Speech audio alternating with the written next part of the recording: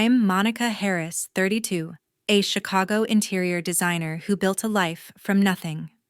Growing up, my grandmother's coffee shop in Madison, Wisconsin was my world. It wasn't just a place for coffee and books, it was where I learned who I was, shaped by her belief in me. She saw my passion for design when no one else did. But family, that's a different story. My dad never cared about her legacy, and my mom and brother followed his lead. I thought I'd left that tension behind when I moved away. Then came the call to return home for a family dinner.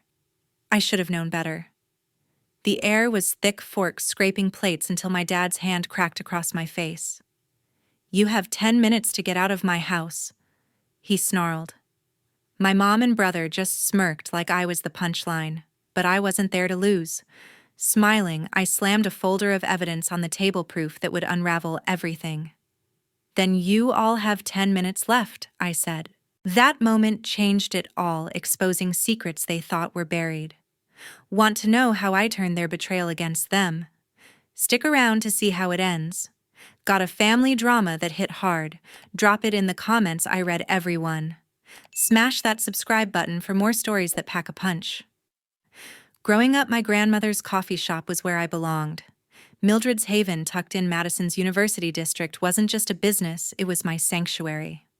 I was 8 when I started trailing my grandmother, Mildred Thompson, around the shop, balancing trays of coffee and muffins for students buried in books. The place hummed with chatter, pages turning, and the smell of roasted beans. I'd sit on a stool reading novels while Mildred worked the counter, her laugh cutting through the noise. She taught me to see beauty in details, how a well-placed chair or a warm light could make a space feel alive. That's where my love for interior design was born.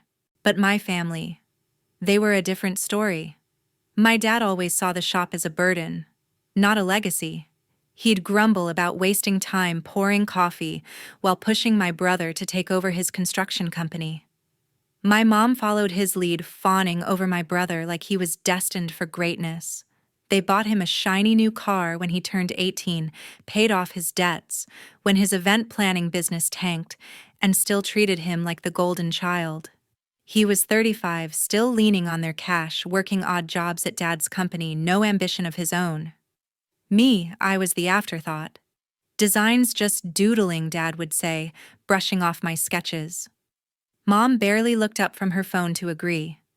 They never hid their favoritism, and it stung. Mildred was different. She'd pull me aside, her eyes bright, and say, "Monica, you're my star. Don't let anyone dim your light."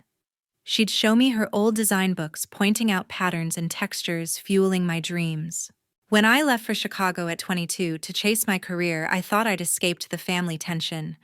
But every week I'd call Mildred, her voice crackling through the line, keeping me grounded. She'd talk about the shop, the students, the community, never about Dad's indifference or my brother's failures. Those calls were my lifeline. I built a name for myself in Chicago, designing sleek offices and cozy homes, but Mildred's Haven stayed in my heart. I'd visit when I could, slipping into the shop like no time had passed. Mildred would beam, showing off my latest projects to customers like a proud parent. Meanwhile, Dad never asked about my work, and Mom only cared if it involved my brother. He'd show up at the shop sometimes, acting like he owned the place, barking orders at staff while Mildred watched, quiet but sharp-eyed. I didn't know it then, but those moments were clues, hints of what he'd do to her legacy. Looking back, I see how the cracks formed. Dad's construction company was struggling, and he saw Mildred's shop as a cash grab, not a home. My brother, spineless, went along with it, living off Dad's scraps. Mom just nodded too, wrapped up in their world to care about mine.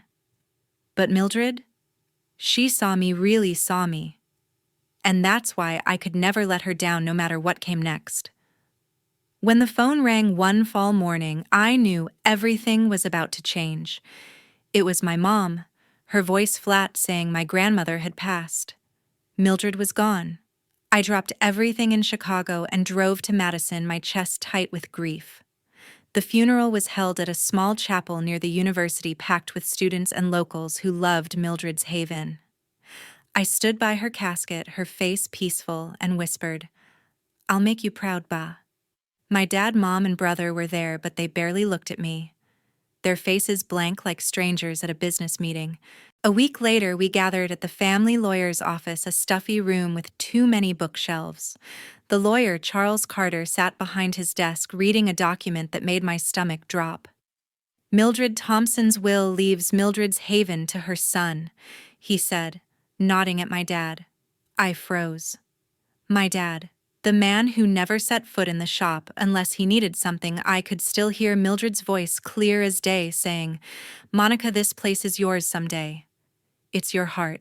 She'd told me that every time we talked, her words a promise. This didn't add up. I glanced at my dad. He sat stiffly, hands folded, avoiding my eyes. My mom adjusted her purse, her lips tight. My brother leaned back, arms crossed like he was bored. None of them seemed surprised, and that gnawed at me. "Dad," I said, my voice steady, "when did Bod change her mind?" He shrugged, muttering about her being confused in her final months. Confused? Mildred was sharp until the end, her mind a steel trap. I pressed. "She never told me about a new will." My mom cut in. "Monica, don't make a scene. This is what she wanted." Her tone was sharp, like I was a child questioning her. I didn't buy it. Mildred had run that shop for decades, pouring her soul into every corner. She'd never leave it to someone who saw it as a paycheck. My dad's construction company was bleeding money. I'd overheard him on the phone months earlier, complaining about loans and deadlines. Selling the shop would be his lifeline, a quick way to cash out. But Mildred, she'd fought to keep that place alive even when developers circled like vultures. She'd never let it go to him. I left the lawyer's office with questions burning in my mind. Why would Mildred change her will without telling me? Why was my dad so calm about it? I remembered the last time I saw her 6 months back, when she'd hugged me and said, "Don't let them take what's yours." Her eyes had been fierce, like she knew something I didn't. I couldn't shake the feeling that this will wasn't her choice. Someone had gotten to her, and I had a sinking suspicion who.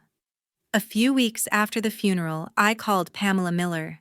She'd been the manager at Mildred's Haven for years, practically family to my grandmother. I needed answers, and if anyone knew what was going on, it was her.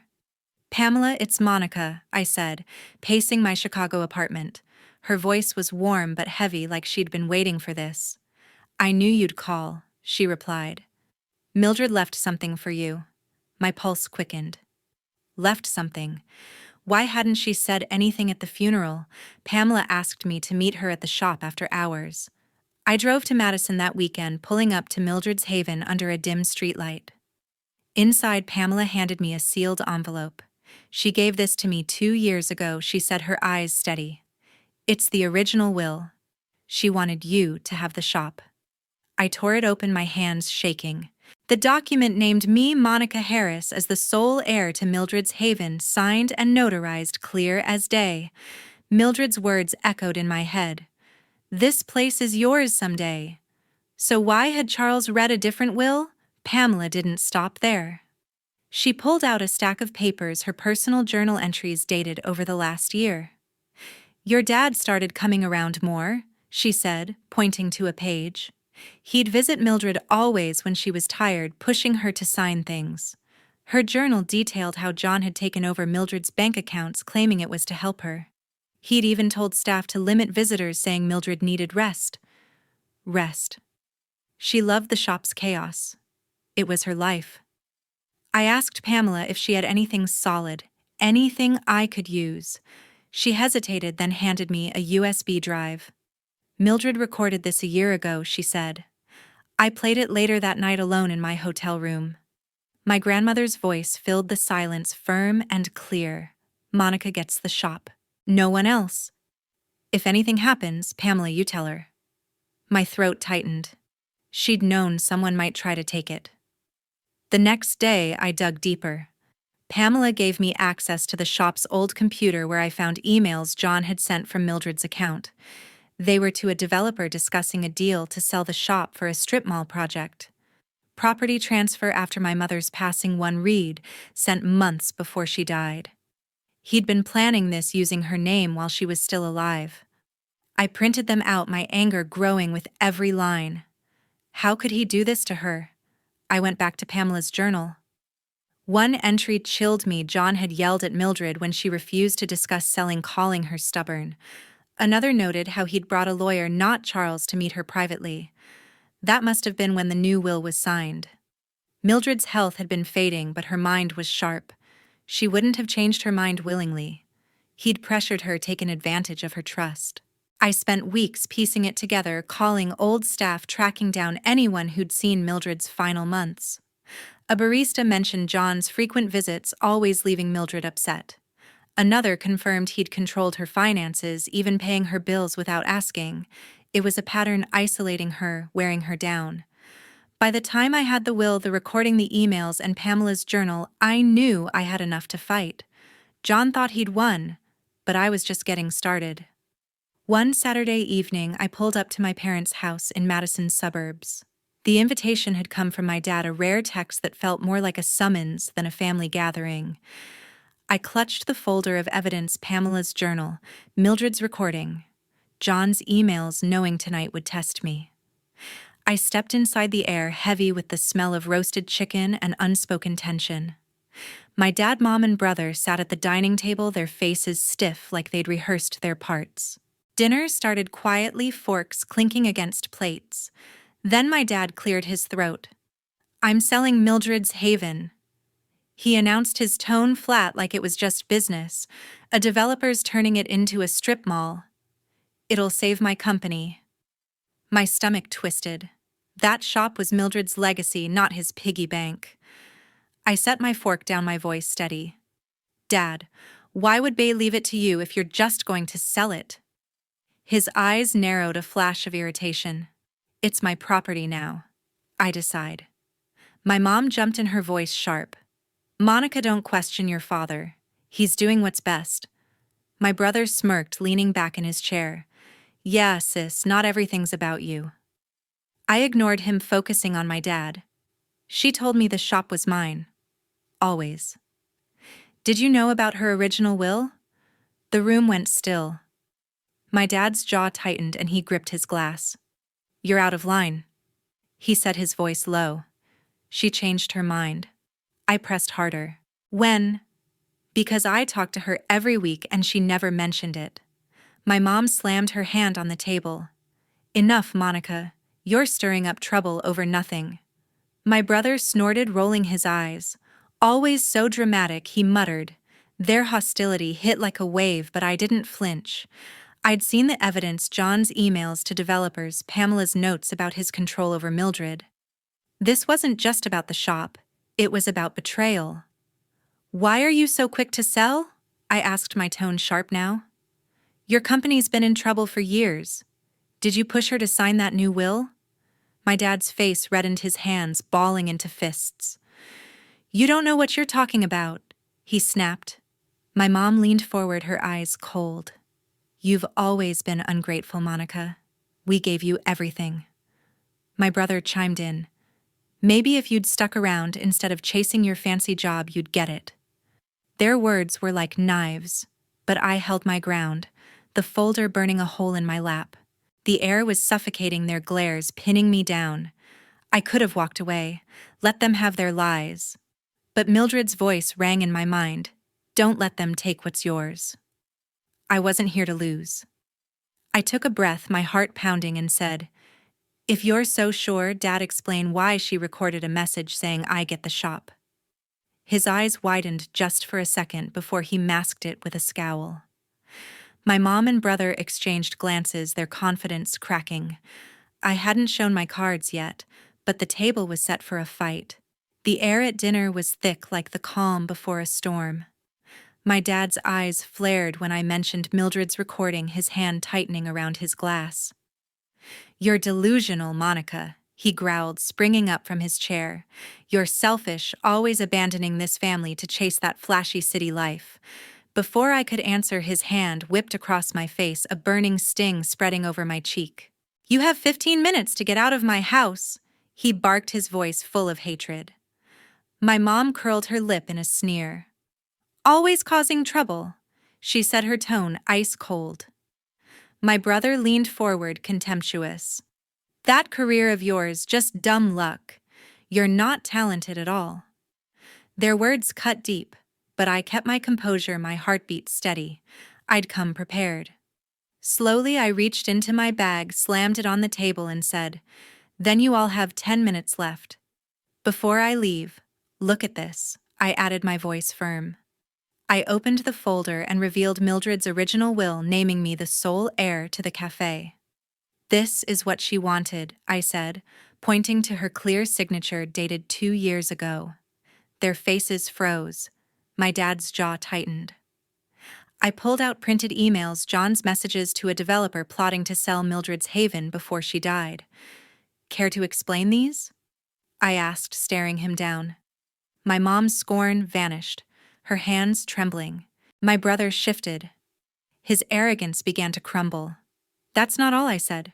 Producing a USB drive, I played Mildred's recording on my phone. Her voice rang out plainly. "Monica gets the shop. No one else." My dad went pale, his eyes flicking toward the door. "You manipulated her," I said, my voice ringing out.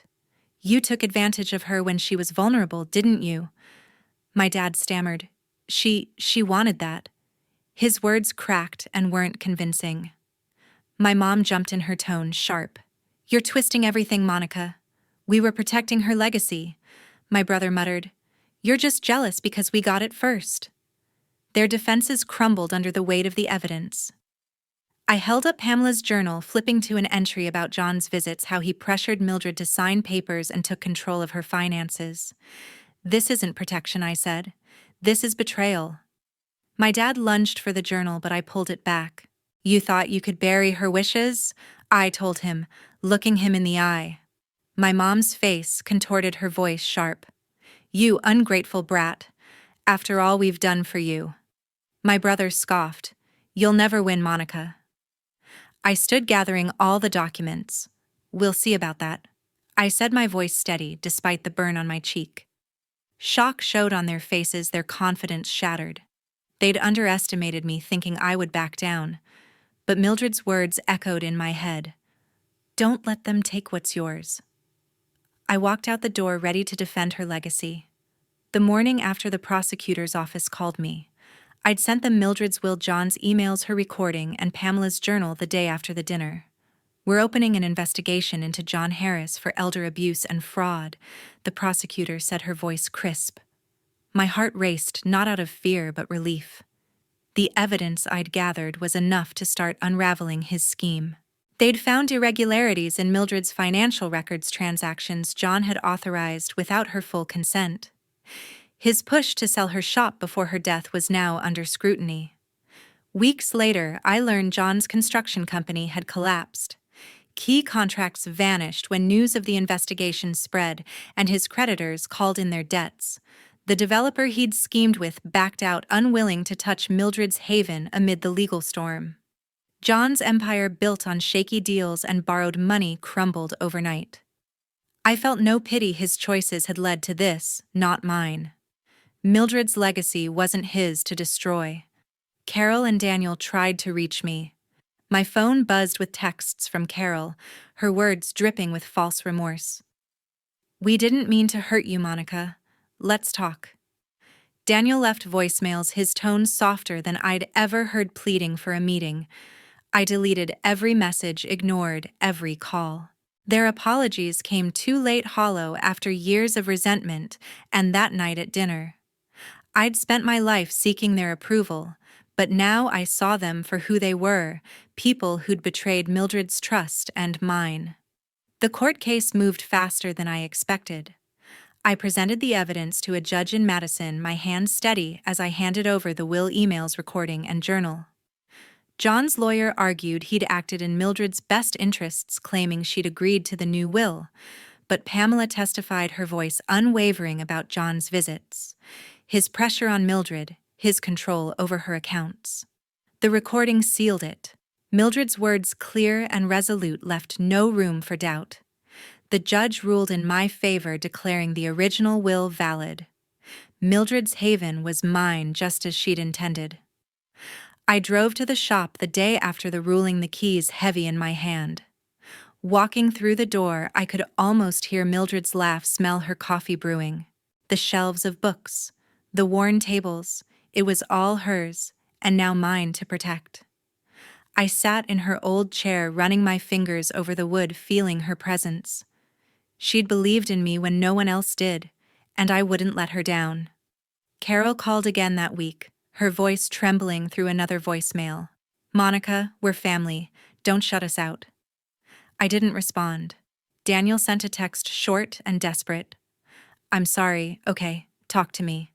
I blocked their numbers. The family I'd once longed to please was gone, replaced by a truth I couldn't ignore. They'd chosen greed over loyalty. John faced criminal charges, his reputation in tatters. I didn't follow the case closely. I'd done my part. The shop needed work, but I was ready. I hired new staff, kept Pamela on as manager, and started planning renovations to honor Mildred's vision. Every step felt like a promise kept to her, to myself. The weight of the past months lifted, replaced by a quiet strength. I wasn't just fighting for a building, I was fighting for what was right. Months later, I stood in Mildred's haven, ready to begin anew. The shop buzzed with fresh energy, new paint on the walls, polished shelves stocked with books, and the rich aroma of coffee filling the air. I'd poured my heart into restoring it, not just as a business, but as a tribute to Mildred. Her vision had always been a place where people could gather, share stories, and feel at home. I wasn't just saving her shop, I was building something bigger. I founded the Mildred's Shield Fund, a nonprofit to protect her legacy and support the Madison community. The fund offered grants for local artists, book drives for schools, and workshops for small business owners. Pamela, now my right hand, helped manage it, her eyes lighting up at every event we planned. The community embraced it, filling the shop with new faces, students, writers, families, who saw it as more than a coffee shop. It was a haven, just as Mildred had dreamed. Looking back, the fight for this place taught me more than I expected.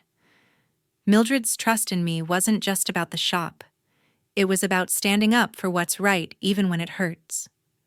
Honesty, she'd always said, was the only way to live. I'd learned that the hard way, facing John's betrayal, Carol's coldness, and Daniel's resentment. Their actions scheming to steal Mildred's legacy showed me who they really were. I didn't hate them, but I didn't need them either. I heard whispers about John's case. The charges for elder abuse and fraud stuck, and he faced years of legal battles. Carol and Daniel had moved out of Madison, their lives upended by the scandal. I didn't keep tabs, they were no longer part of my world. My phone stayed silent, free of their texts or calls. Cutting them off wasn't easy, but it was necessary. Family isn't just blood, it's trust, and they'd broken that long ago. The shop's grand reopening was a quiet triumph. We hosted a poetry reading, the room packed with locals sipping coffee and sharing stories. I stood at the counter watching it all, feeling Mildred's presence in every corner. Pamela caught my eye, smiling as she poured drinks. "She'd be proud," she said, nodding toward the crowd. I nodded back, my throat tight. This was what Mildred wanted, a place that brought people together, a legacy that endured. Running the shop and the fund wasn't just work, it was my purpose. I hired local staff, expanded the book collection, and planned community events. Every decision honored Mildred's memory, from the cozy chairs to the free reading nights. The weight of the past, John's schemes, the court battles, the family I'd lost, faded against the life I was building. I'd fought for this, and I'd won. Standing in the shop, I realized the true cost of honesty. It wasn't just about telling the truth, it was about living it, even when it meant standing alone. Mildred had taught me that, and I carried it forward. Her legacy wasn't just the shop or the fund, it was the strength she'd seen in me, the strength I now knew I had.